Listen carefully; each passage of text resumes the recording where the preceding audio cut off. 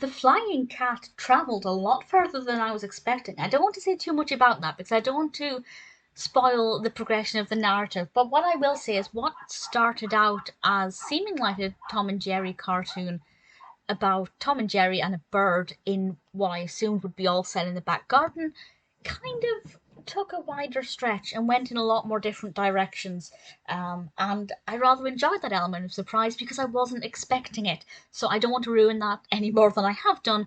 But that's definitely something I wanted to start off by saying this cartoon is not what I expected in a very positive way.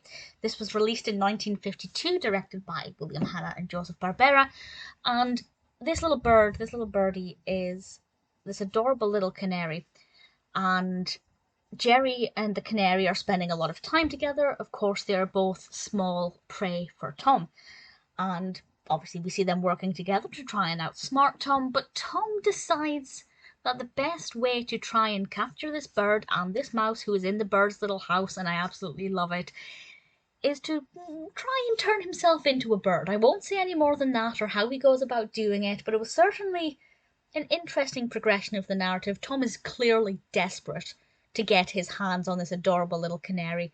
I love the design of it, although it does kind of look like a chicken as well, a baby chick. I'm sure there's a Tom and Jerry cartoon where there's a little chick, and it looks very similar to this, and also the duck as well. They're all very similar, but it's by the by, it's irrelevant to my enjoyment. And I kind of enjoyed seeing the lengths Tom was willing to go to. And as I said, this did go to quite extreme lengths, and I really thoroughly enjoyed it.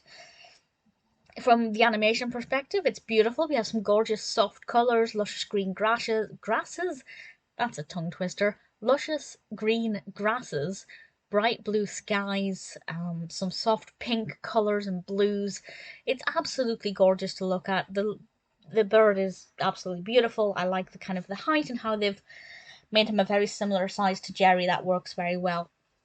And as I said, unpredictable. Definitely an unpredictable episode that I did really like. If you're a fan of Tom and Jerry and you haven't seen The Flying Cat, or if you can't really remember it, it's one that I would say is definitely worth checking out. It, for me at least, was quite surprising, pleasantly so, and one that I did enjoy.